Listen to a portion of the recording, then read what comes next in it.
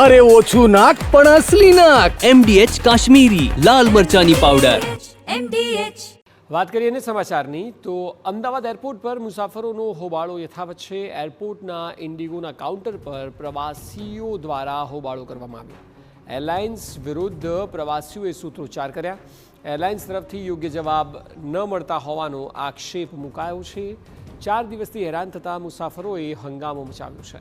Ticket રીબુક કર્યા બાદ પણ અનેક ફ્લાઇટ્સ કેન્સલ થઈ છે. એરપોર્ટ પહોંચ્યા બાદ કેન્સલની જાણ થતાં મુસાફરોમાં આક્રોશ છે. રિફંડને લઈને પણ યોગ્ય જવાબ ન મળવાના આક્ષેપ થઈ રહ્યા છે. મુસાફરોનો આરોપ છે કે જવાબ આપવાને બદલે તેમને એક વ્યક્તિથી બીજી વ્યક્તિ પાસે ધક્કા ખવડાવવામાં આવી રહ્યા છે. એકની એક વાતનું પુનરાવર્તન કરીને પ્રવાસીઓ થાક્યા છે, પરંતુ એરલાઇન્સ સ્ટાફ તરફથી યોગ્ય જવાબ નથી મળી રહ્યો.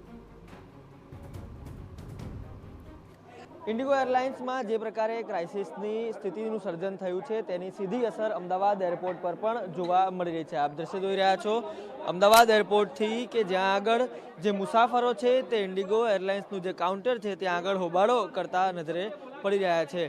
જે મુસાફરો છે તેમના દ્વારા ઇન્ડિગો હાય હાય સહિતના જે નારા છે તે પણ લગાવવામાં આવી રહ્યા છે. જે ફ્લાઇટ કેન્સલ થઈ છે તેનું રિફંડ છે તેઓ પણ માની રહ્યા છે. કેટલાક મુસાફરો આપણી સાથે હાજર છે, તેના સાથે વાત કરીશું. सर यहाँ पर क्या इशू हो रहा है और क्या दिक्कतें आ रही है आपको?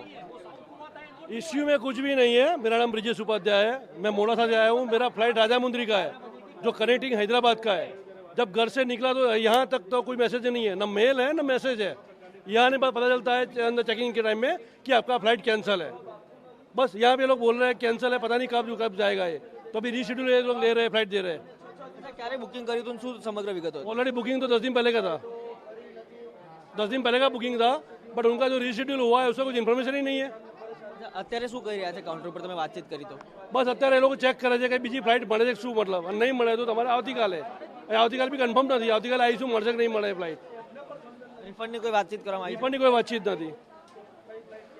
રિફંડની કોઈ વાતચીત નથી તે પ્રકારની વાત છે તે અહીંયા કરવામાં આવી રહી છે. અનેક મુસાફરો છે તે અહીંયા ધક્કા ખાઈ રહ્યા છે, પરંતુ જે ઓથોરિટીઝ તરફથી યોગ્ય જવાબ છે નથી આપી રહ્યો. આપ હજી પણ દ્રશ્યમાં જોઈ રહ્યા છો જે પ્રકારે મુસાફરો છે જે હાલાકીનો સામનો કરી રહ્યા છે, તે અત્યારે હોબાળો છે તે પણ કરી રહ્યા છે. આ પ્રકારની સ્થિતિ છે તે અમદાવાદથી સામે આવી રહી છે. કેટલાક અન્ય મુસાફરો છે તેમની સાથે પણ વાત કરીશું.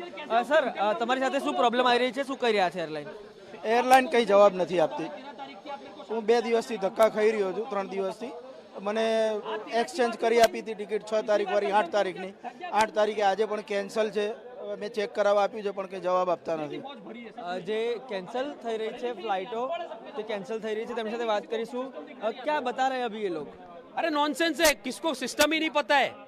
Utter nonsense. They are just giving excuse. One person to another person to one person. Same thing repeating again and again. We have to explain each and everything. One person to another person. Misguiding, clearly misguiding.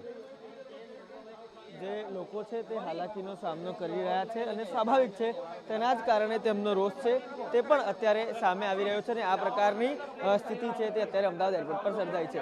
Camera person દીપક સેન સાથે રોનક Verma, TV9 Ahmedabad. MDH biryani मसाला, पारंपरिक biryani no असली स्वाद. असली मसाले साच MDH